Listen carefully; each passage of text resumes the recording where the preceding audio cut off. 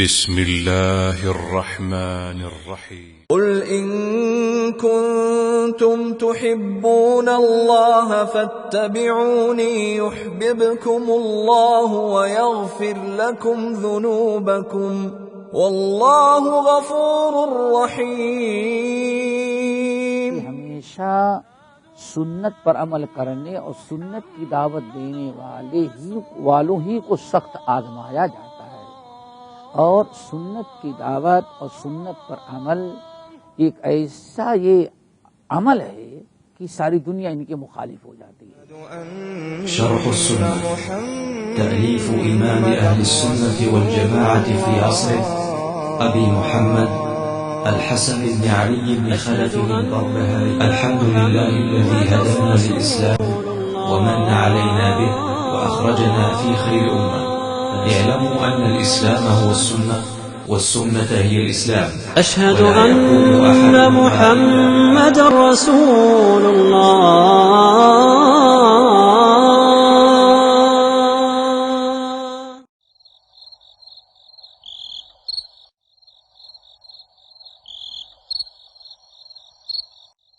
الحمد للہ وکفی وسلام علی عبادہ الذین اصطفی، اما بعد۔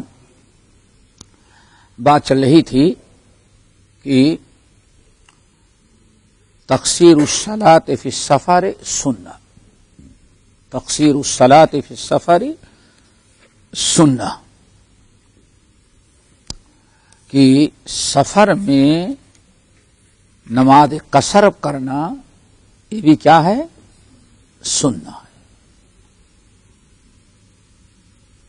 سنہ یعنی نبی کا طریقہ ہے۔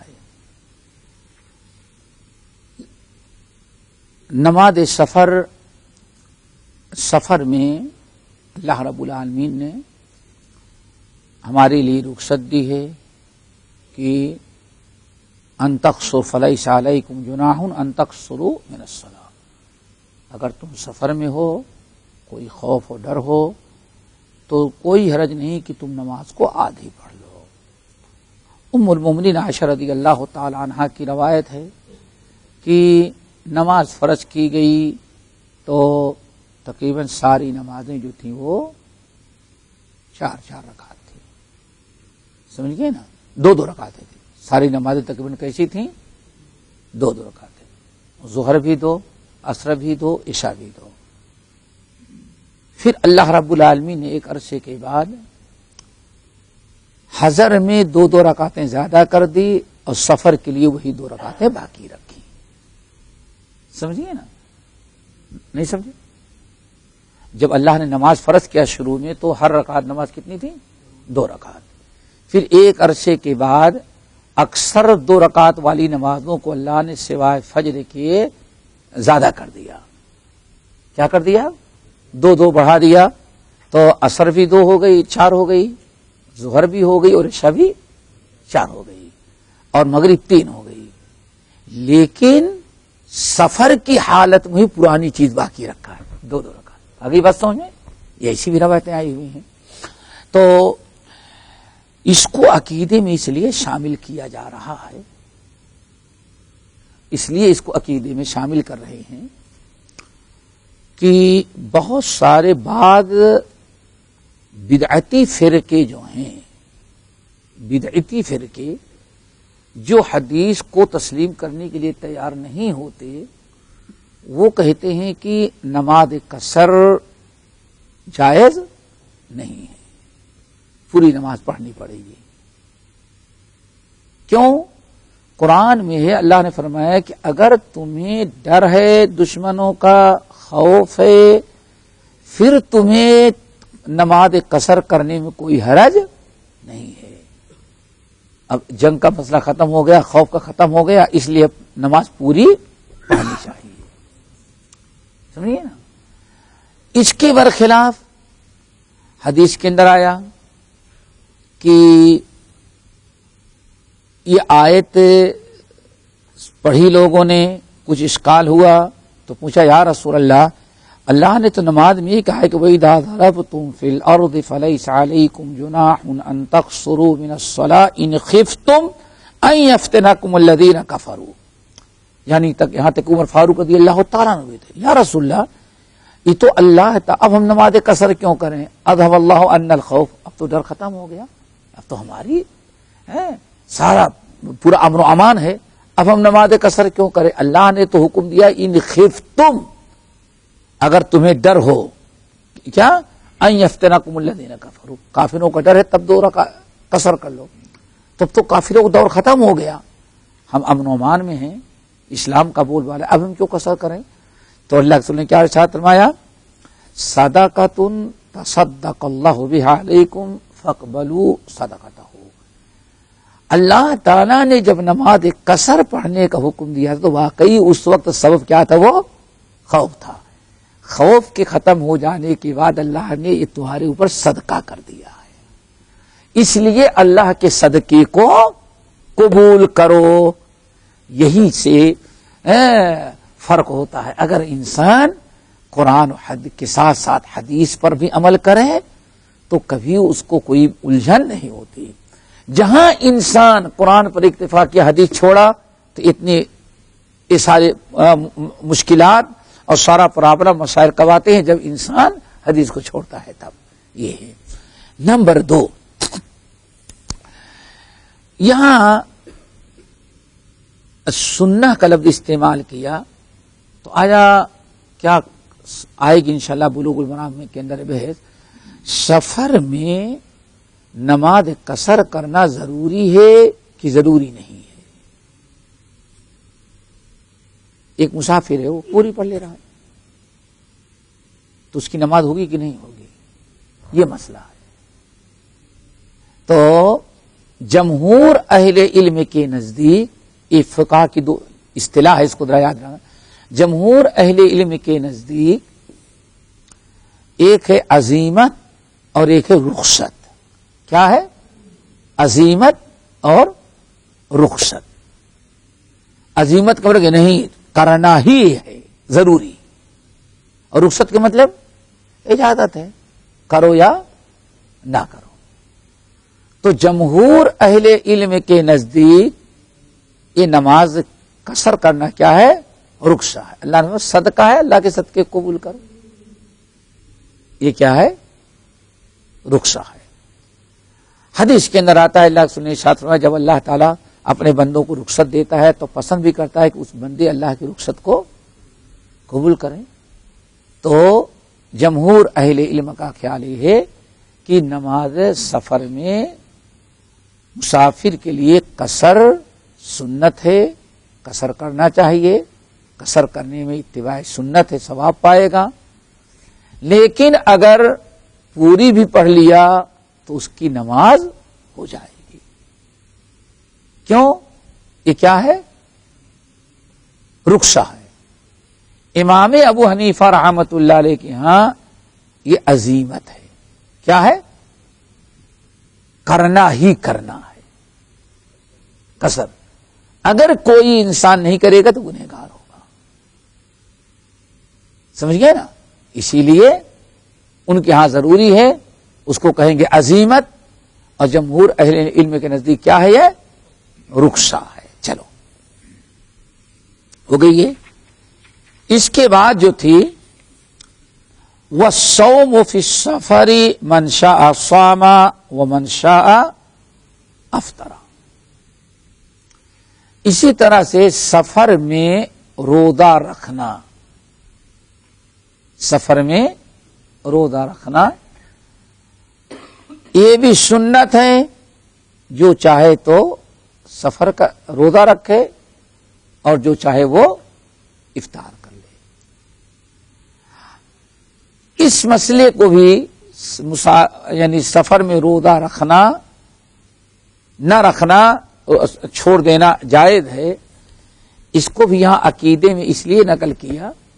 آج تو بہت اشکال لوگ کرتے ہیں، بھائی یہ وہ زمانہ تھا جب پیدل چلتے تھے، دھوپ میں چلتے تھے، تب اللہ تعالیٰ نے روزہ چھوڑنے کا حکم دیا تھا۔ آج تو پلین سے بیٹھے اور یہاں بیٹھے وہاں پہنچ گئے، آج کوئی تکلیف والا سفر نہیں ہے، لیکن جانے کے بعد 3 دن تک ریسٹ کرتا، سفر کر کے آئے، کہتا ہے کہ سفر میں کوئی تکلیف نہیں ہے۔ اس وقت اتنا لمبا سفر طے کرنے کے بعد دادا نہیں تھکتا تھا، اور پوتے صاحب کراچی سے دبئی ایئرپورٹ سے کراچی تک جائے تو کم سے کم 1 ہفتہ ان کو کیا ہے، ریسٹ، کم سے کم 24 گھنٹے تو ضرور ہے۔ ارے بھائی دیکھو آج بھی لوگ اشکال کرتے ہیں روزہ رمضان کے مہینے میں کہ کیا ضرورت ہے قصر کرنے کی، اور بہت لوگ بہت زور دیتے ہیں بھائی کیوں قصر کریں گے۔ دیکھو یہ قصر اجازت ہے، رخصت ہے۔ انسان روزہ وَإِن كُنتُم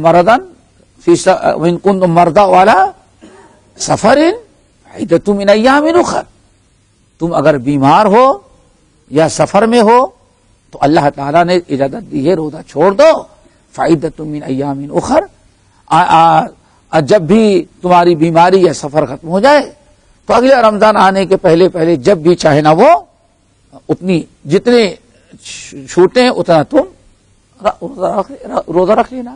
یہ انسان اللہ تعالیٰ نے اجازت دے رکھی ہے۔ اور بسا اوقات افطار کرنے میں زیادہ ثواب ہے۔ اگر روزہ رکھنے میں تکلیف ہو رہی ہے، پریشانی ہے، بلا وجہ مصیبت، تنگی، بوجھ اٹھائے ہوئے ہیں، تو ایسی حالات میں روزہ افطار کرنا روزہ رکھنے سے زیادہ افضل ہے۔ اسی لیے اللہ تعالیٰ نے کیا فرمایا، آج افطار کرنے والے لے گئے بازی اور روزہ رکھنے والے پیچھے ہو گئے۔ ذهب المفطرون، آج سارا اجر و ثواب تو افطار کرنے والے لے گئے۔ کیوں؟ رمضان کا مہینہ تھا، سفر طے کر رہے تھے، کچھ لوگوں نے کہا کیا روزہ چھوڑے، بعد میں بھاری پڑے گا، رکھ لیتے ہیں۔ کچھ لوگوں نے کہا بھائی اللہ نے اجازت دی ہے تو چھوڑو، بعد میں رکھیں گے۔ اب دوپہر ہوتے ہوتے جتنے لوگوں نے روزہ رکھا تھا سب سامان بھی اٹھانا، بیٹھ جانا، چلنا ہے، کہیں پڑاؤ ڈال دیا گیا ہے تو پڑ گئے ہیں، خیمہ نہیں لگا سکتے۔ اب جو بیچارے روزہ افطار کے بھائی روزہ میں تکلیف ہے، روزہ بیٹھا رہے، چلو ہم لوگ کر لیتے ہیں، خیمہ بھی لگا رہے ہیں، سامان بھی اٹھا رہے ہیں، جانوروں کو پانی بھی پلا رہے ہیں، اور دشمنوں کا موقع آ جائے تو آگے بڑھ کر لڑنے کے لیے بھی تیار ہیں۔ تو روزہ جو افطار کرنے والے تھے ان کی چستی اور ان کا نڈھال ہو جانا روزہ رکھنے والوں کو دیکھ کر فرمایا ذهب المفطرون، روزہ افطار کرنے والے ہی آج سارا اجر و ثواب لے گئے۔ سمجھ گئے نا؟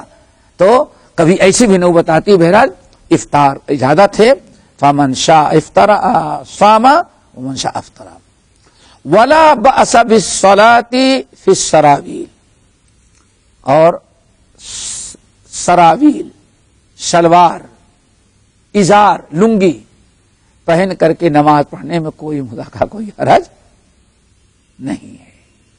لنگی پہلے کے نیچے سے سب کھلا رہتا ہے نا، ہاں، تو کچھ سرفری، ارے یہ کیسا، ہاں پردہ کہاں ہوا؟ تو کہا نہیں، یہ بھی نبی علیہ السلام، صحابہ کرام، دیکھیے مقصد یہ جو چیز جائز ہے، ثابت ہے، اس کا انکار جرم ہے۔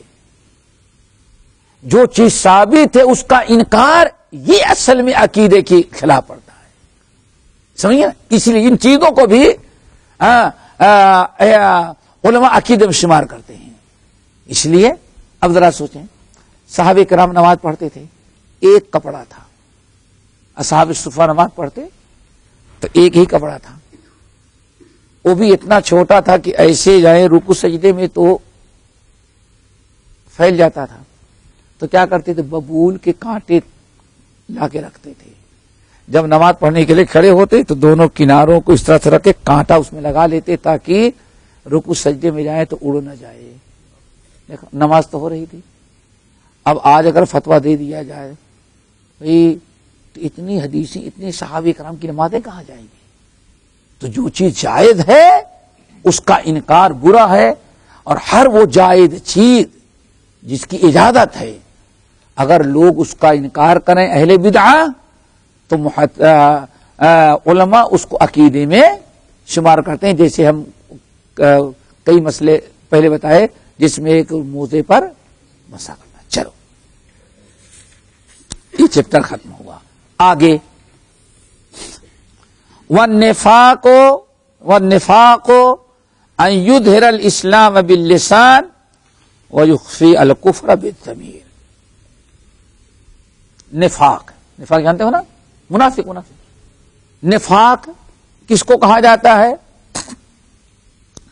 نفاق کہا جاتا ہے ان یظہر الاسلام باللسان، زبان سے اسلام کا اقرار کرے، ظاہر کرے، ویخفی الکفر فی الضمیر، اور دل میں کفر کو چھپا رکھے.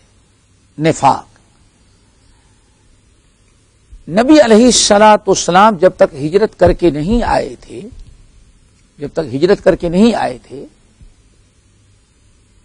اور ہجرت کر کے آنے کے بعد بھی کچھ دنوں تک صرف اسلام اور کفر تھا. یا تو آدمی مسلمان ہوتا تھا یا کافر ہوتا تھا. نفاق کا کوئی وجود نہیں تھا. جب اسلام غالب آنے لگا اور مدینے میں اکثر لوگ اسلام لا لیے، اسلام کو غلبہ ہوا، اب ایک تیسرا گروہ اور پیدا ہو گیا، نفاق، منافقوں کا. وہ اپنے مفاد اور مسلمانوں کے ڈر کی وجہ سے، کچھ لوگ ایسے تھے جو اسلام کا تو اظہار کرتے لیکن دل میں کفر اور شرک کو باقی رکھتے تھے.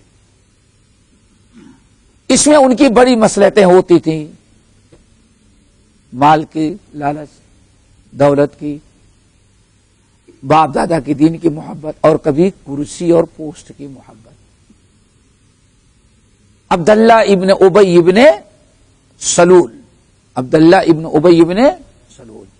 یہ صرف اس بنا پر نفاق میں آ گیا کہ اوس اور خزرج ایک زمانے سے لڑتے آئے تھے اور ان کی لڑائیاں ختم نہیں ہو رہی تھیں. لڑتے لڑتے ان کی ساری قوت ٹوٹ چکی تھی، بہت سارے مرد قتل کر دیے گئے تھے. اب انہوں نے فیصلہ کیا تھا، دونوں قبیلوں نے، اوس اور خزرج دونوں مل کے فیصلہ کیے کہ اب آپس میں نہیں لڑیں گے، اپنا کوئی نظام ہونا چاہیے. دونوں قبیلے مل جائیں، ایک ہمارا بادشاہ ہوگا، وہ ملک چلائے گا، سب لوگ اس کی بات سنیں گے، جھگڑے لڑائی ہوگی تو فیصلہ کرے گا باقاعدہ ایک دستور کے تحت. اور تاج پوشی کے لیے عبداللہ ابن ابی ابن سلول کو لوگوں نے منتخب، یہ آدمی اپنا بادشاہ بنائے. ماشاءاللہ ہماری خوشی کی انتظار کر رہا تھا کہ اب ہم بادشاہ بن جائیں گے. بادشاہ بن جانا بہت بڑی چیز تھی، اور اس کی تاج پوشی کے لیے تاج کہیں دوسری جگہ تیار کیا جا رہا تھا. اپنے سے تیار نہیں کر سکتے تھے، وہ بھی آرڈر دے چکے تھے. یہ ساری تیاری ہو رہی تھی، اتنے میں مدینے کے لوگوں میں اسلام آ گیا. اب جب اسلام آنے لگا تو اب لوگوں کا رخ ادھر ہو گیا. یہ چلتے چلتے ہجرت کر کے مسلمان بھی آ گئے. اب پورا دنیا کا سب سے بڑا مرکز مسلمانوں کا مدینہ بن گیا. اب اللہ کے رسول کے آ جانے کے بعد اب اس کی بادشاہت جو تھی وہ کھٹائی میں پڑ گئی. کھٹائی سمجھتے ہیں نا، گئی، کام سے گیا. اس کمبخت کو چڑ پیدا ہو گئی لیکن کچھ کر نہیں سکتا تھا. اندر اندر وہ اب مسلمانوں کو تکلیف پہنچانے کی کوشش کرتا رہا. اس کی وجہ سے دیکھا دیکھی بہت سارے لوگوں کا ایک طبقہ تیار تھا، مدینے میں تھا، جو دل سے اسلام کا اعلان تو کر لیتے تھے زبان سے، لیکن دل سے مسلمان نہیں ہوتے تھے. اور یہ چیز بڑھتی گئی، بلکہ رب العالمین نے سورہ احزاب کے اندر وعدے کیا کہ بہت سارے منافقوں کا تو اللہ نے علم آپ کو دے دیا، نام بنام، اے محمد صلی اللہ علیہ وسلم فلاں فلاں سے ہوشیار ہے، وہ منافق ہے، وہ منافق ہے، وہ منافق ہے، وہ منافق ہے، سب کو. اللہ اکبر، اللہ نے بیان کر دیا. پھر اللہ نے فرمایا مدینے میں اور ارد گرد اور کتنے ارد گرد مضافاتی علاقے میں کتنے منافق ہیں ہم نے آپ کو نہیں بتایا. کتنے منافق ہیں ہم نے آپ کو ابھی تک نہیں بتایا. ہوشیار رہیں. سمجھ گئے نا؟ تو اب یہ تیسرا گروہ مدینے میں آ کر کے پیدا ہوا. اب خالص مسلمان، خالص کفار اور ایک بیچ کے دوگلے. یہ دوگلے کہیں گے نا ان کو، نہ ادھر کے نہ ادھر، انہیں کو کہا گیا منافق.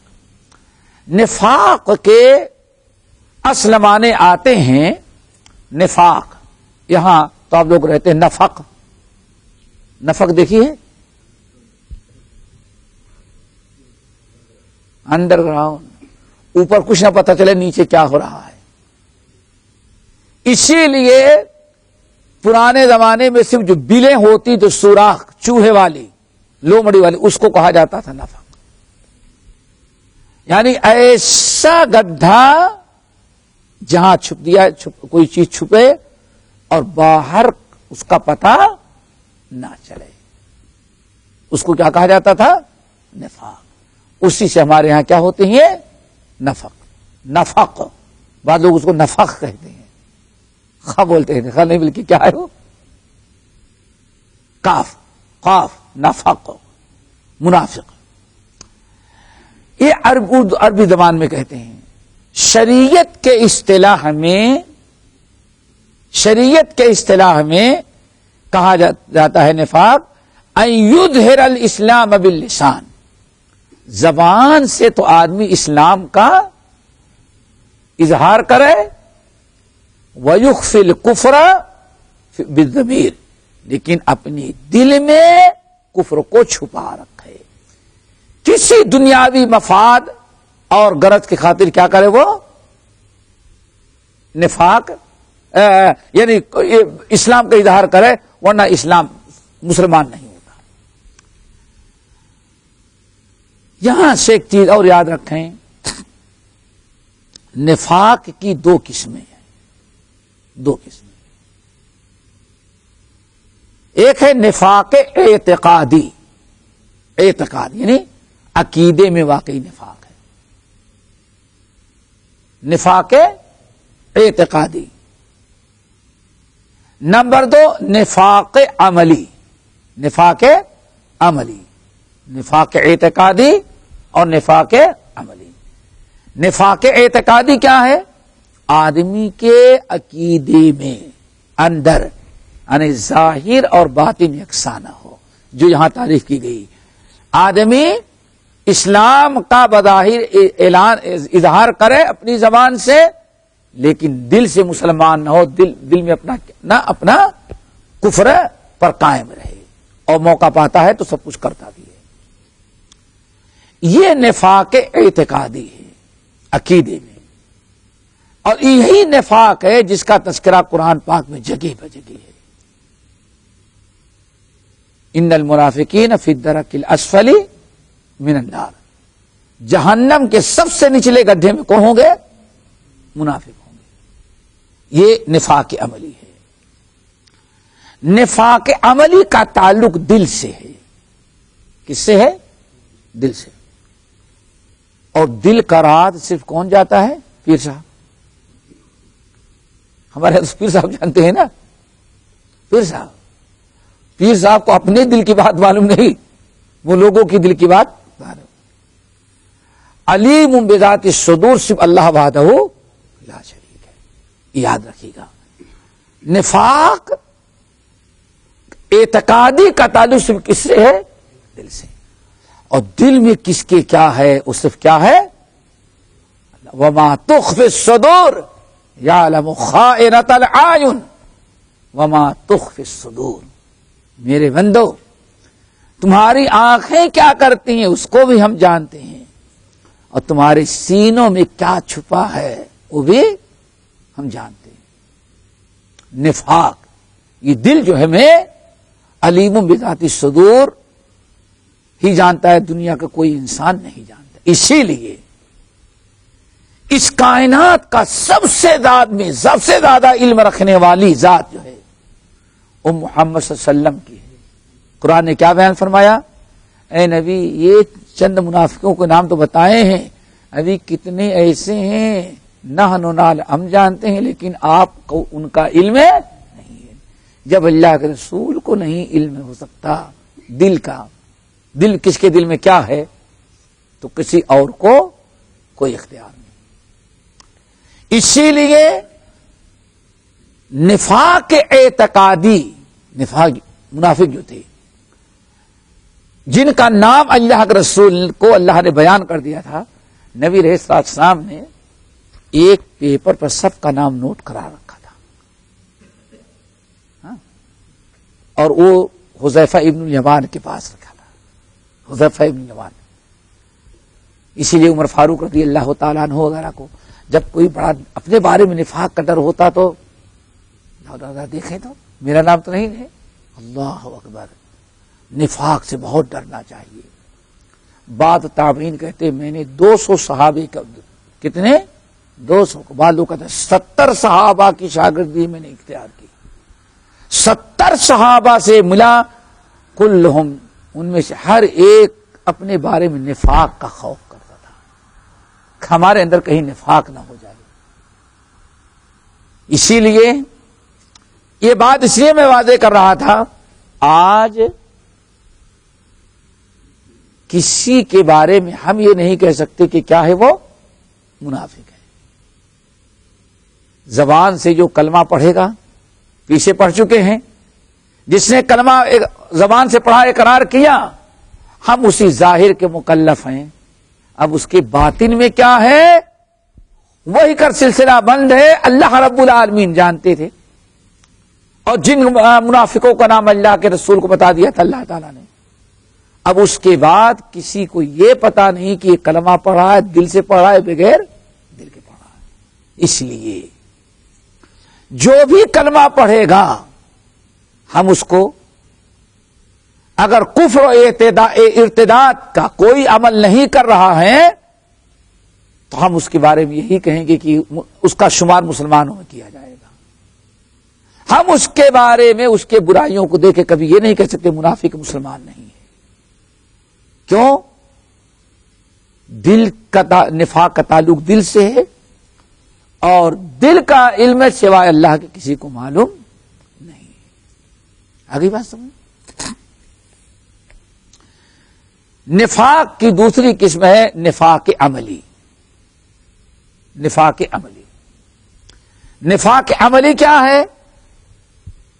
جو آدمی کبھی مسلمان تو ہوتا ہے دل سے، لیکن کبھی اس سے ایسی حرکت سرزد ہوتی ہے، ایسے عمل ہو جاتے ہیں جو ایمان کے خلاف ہے، منافقوں کی علامت اور نشانی ہوتے ہیں۔ سمجھ گئے نا؟ جیسے اللہ کے رسول نے ارشاد فرمایا، آیت المنافق ثلاث، منافق کی علامت کتنی ہے؟ 3۔ اذا حدث کذب، اذا حدث کذب، جب بات کرتا ہے تو جھوٹ بولتا ہے، کیا؟ وَإِذَا خَلَوْا إِلَى شَيَاطِينِهِمْ قَالُوا إِنَّا مَعَكُمْ إِنَّمَا نَحْنُ مُسْتَهْزِئُونَ۔ جب منافقین آپ کے پاس آتے ہیں تو کیا کہتے ہیں؟ ہم پکے مسلمان ہیں، ہمارے بارے میں کوئی شک نہیں کیجیے گا۔ اللہ فرماتے ٹھیک ہے۔ وَإِذَا خَلَوْا إِلَى شَيَاطِينِهِمْ، جب اپنے شیطانوں پرانے دوستوں کے پاس جاتے کہتے انما معکم، ہم اصل میں آپ کے ساتھ کافر ہی ہیں، مسلمانوں کے پاس بیٹھے ہوئے ہم کو دیکھ کے دھوکہ نہ کھانا، انما نحن مستہزئون، ہم تو ان کو بیوقوف بنانے کے لیے ان کے پاس بیٹھتے، مزہ لینے کے لیے۔ دیکھیں منافق کیسے جھوٹ بول رہا ہے۔ اذا حدث کذب، نمبر 2 واذا وعد اخلف، جب وعدہ کرتا ہے تو وعدہ خلافی کرتا ہے۔ نمبر 3 واذا اؤتمن خان، جب امانت رکھی جاتی ہے تو امانت میں وہ خیانت کرتا ہے۔ دیکھو نبی علیہ السلام نے 3 علامتیں بیان کی، اور آپ اپنے بارے میں بتائیں، واللہ اسلام کے لیے جان دینے کے لیے تیار ہیں، لیکن کیا کبھی جھوٹ نہیں نکل جاتے؟ کبھی وعدہ خلافی نہیں ہو جاتا آپ میں سے؟ اسلام کے خاطر جان دینے کے لیے تیار ہیں، گردن کٹ جائے لیکن اسلام نہیں چھوڑیں گے. لیکن انسان ہے، بشر ہے، ایمان رکھتے ہوئے جانتا ہے کہ جھوٹ بولنا ناجائز ہے، لیکن کر ڈالتا ہے، جھوٹ بول دیتا ہے. کبھی اللہ کی مہربانی ذرا دیکھیں، اگر اس کو بھی اللہ تعالیٰ منافق قرار دیتے تو کون ہم اور آپ میں سے بچتا؟ لیکن کبھی بھی نبی علیہ السلام نے ایسے انسان کے منافق ہونے کا فتویٰ نہیں دیا. کیوں؟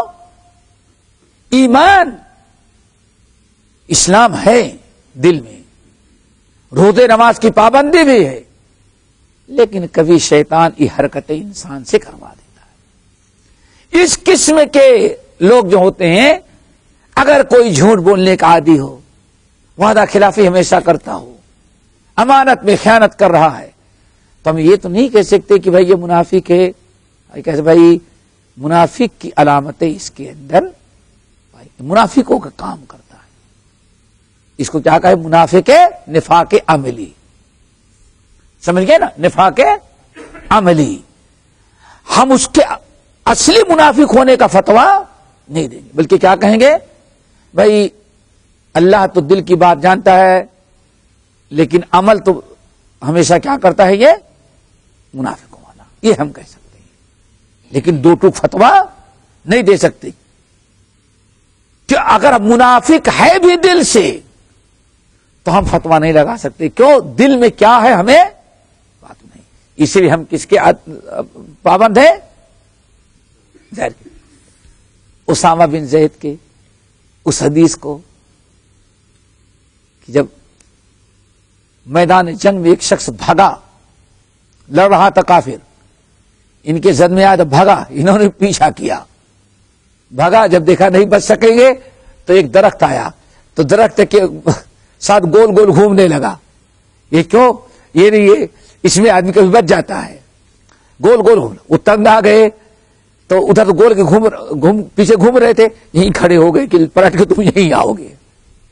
جیسے پلٹ کر کے آیا، اچھا کیا پہلے تو بھگ رہا تھا، اور جب دیکھا کہ اب نہیں بچوں گا، اشہد ان لا الہ الا اللہ واشہد ان محمد رسول اللہ، اشہد ان لا الہ، یہاں تک پڑھ رہا ہے، بھگا رہے ہیں، پلٹ کر کے گردن مار دی. جب تلوار چلی، جب بھی کلمہ پڑھ رہا ہے، کم وقت یہ ابھی تک کلمہ نہیں پڑھ رہا تھا، اب جان بچانے کے لیے کلمہ پڑھ رہا ہے. آخر میں کیا خاک مسلمان ہوگا؟ مار دیا. اب لوگوں میں چرچا ہوا. نبی علیہ السلام کے پاس جب وفد آیا تو لوگوں نے بتایا، اسامہ بن زید کو بلایا گیا. اسامہ تو نے اس کو قتل کر دیا؟ کو قتل کیا. اللہ رسول کافر تھا، ہوا اللہ رسول کلمہ پڑھ رہا تھا نا. اللہ رسول کلمہ تو پڑھ رہا تھا جان بچانے کے خاطر، دل سے نہیں پڑھ رہا تھا. عارف محلہ شققت قلبہ، کیا تم نے اس کا دل چیڑ کر کے دیکھا تھا کہ کیسے کلمہ پڑھ رہا ہے؟ اللہ اکبر. دیکھو اللہ کے رسول نے آنے پر، کیا تم چاہتے ہو کہ تمہاری جگہ پر وہ ہو اور تم اس کی جگہ پر ہو جاؤ؟ کلمہ پڑھنے والے کو قتل کر دیا. کتنی شدید وعید. آج ہمارے ہاں بسا اوقات بڑے بڑے فتوے دینے چاہتے ہیں، ہم یقین کے ساتھ کہتے ہیں وہ پکا منافق ہے، کہتے ہیں نا، یقین کے ساتھ کہتے ہیں کہ منافق ہے. نہیں، یقین کے ساتھ نہیں. آپ کس پر حکم لگائیں؟ ظواہر پر. آپ یہ کہیں،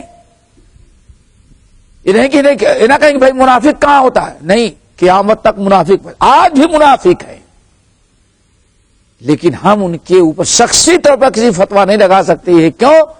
بھائی دل میں کیا ہے وہ اللہ بہتر جانتا ہے. اسی لیے تو اللہ اکبر، ہمیں اگر آپ کی تعریف کرنی ہو، ماشاء اللہ، انہوں نے ارے کیا پوچھنا بھائی، ان کے بارے میں کیا پوچھتے ہو، ماشاء اللہ. ہاں سیدھے ہی جنت میں جائیں گے. اللہ سن فرمایا ایسی تعریف نہیں کرو. کسی کو تزکیہ دے، جسے کہ تزکیہ، کسی کو تزکیہ دینا ہے تو ایسے نہ کہو، بس اتنا کہو بھائی یہ جہاں تک میں سمجھتا ہوں میرے خیال میں ہے بہت ہی میرے علم کے مطابق نیک اور صالح پکا مسلمان ہے. بس آپ اپنے فیصلہ نہیں دے رہے ہیں، آپ اپنے علم کی آپ کہیں بھائی ہم تو یہی سمجھتے ہیں واللہ حسیب ہو، لیکن حقیقت تو صرف کون جانتا ہے؟ اللہ. تو یہ منافق کی دو قسمیں، منافق اعتقادی اور منافق عملیہ. کیا کہ منافق حقیقی اور منافق مجازی یہ کہا جائے گا دونوں. چلو وعلم، اچھی طرح سے یاد رکھو، بأن الدنیا دار ایمان و اسلام. یہ دنیا جو ہے دار الایمان اور دار الاسلام ہے. ایک مطلب تو یہ ہے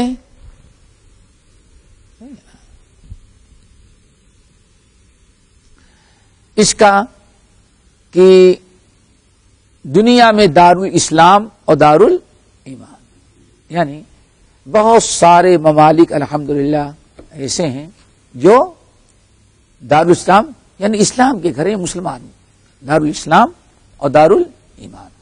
اور اس کے بالمقابل کوئی کتنے ملک ایسے ہوں گے جہاں صرف کیا ہیں؟ کافر. اس کو کیا کہیں گے؟ دار الکفر.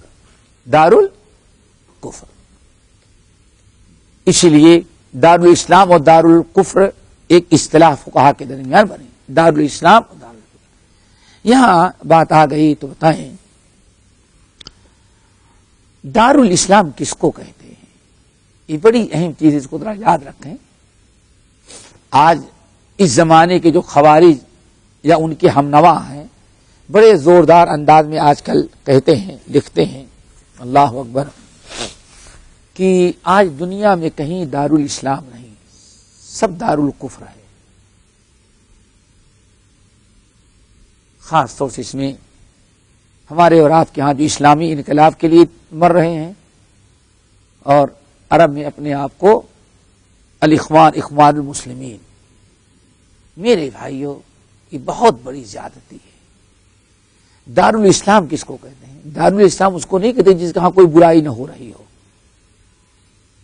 مسلمان حکام دار الاسلام مسلم ملک ہونے کے لیے ہی کافی ہے کہ اذان ہو رہی ہو، نماز قائم کی جا رہی ہو، جمعہ پڑھا جا رہا ہو، عید ہو رہی ہو، روزے رکھے جا رہے ہوں، ختنہ ہو رہا ہو.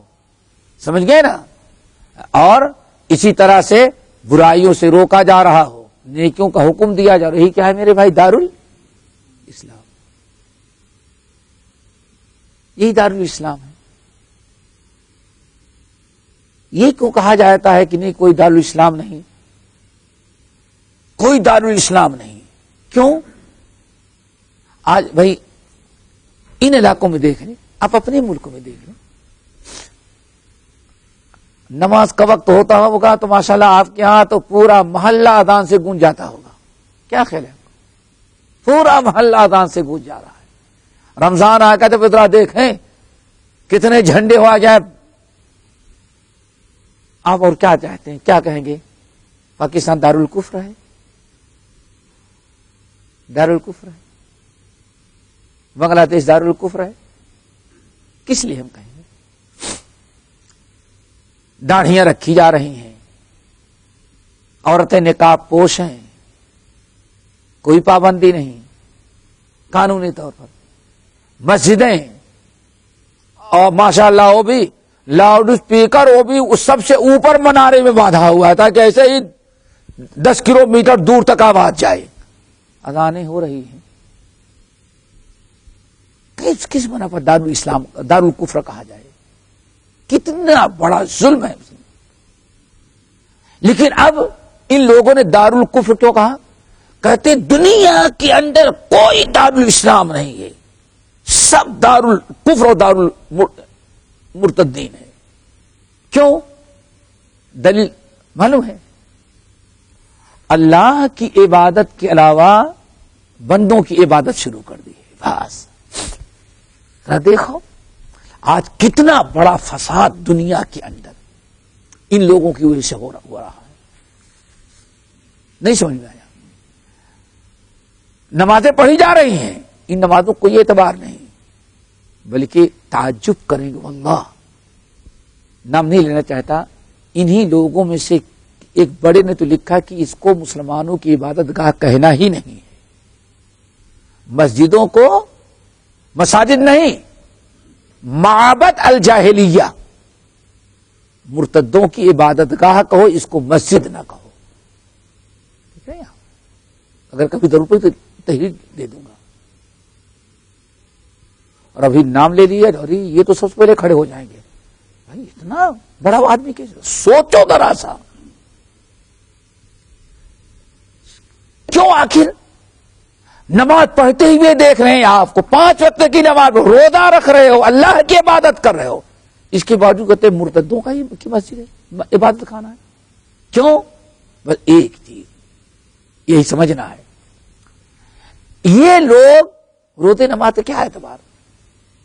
عبادت اللہ کے بجائے عباد اللہ ہے. اللہ کے بجائے کس کی عبادت کر رہے ہیں؟